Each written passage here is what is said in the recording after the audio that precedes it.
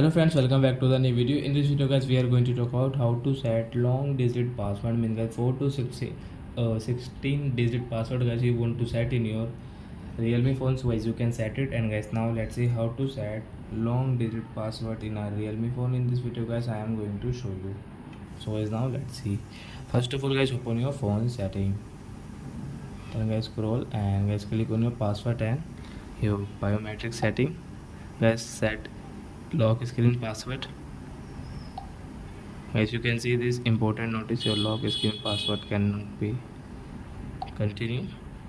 Use a different password type, 4 to 16 digit password guys. We will click here, then guys you can set your 4 to 16 digit password. So example guys, we will take 1 2 3 4 5 6 7 8 9, and guys right side tap here 1 2 3 4 5 6 7 8 9, right. Example guys, I am telling guys you can want to add fingerprint, so you can add from here.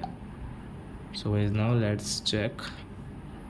So as you can see this 1 2 3 4 5 6 7 8 9, you can check your password from here, and it's right option.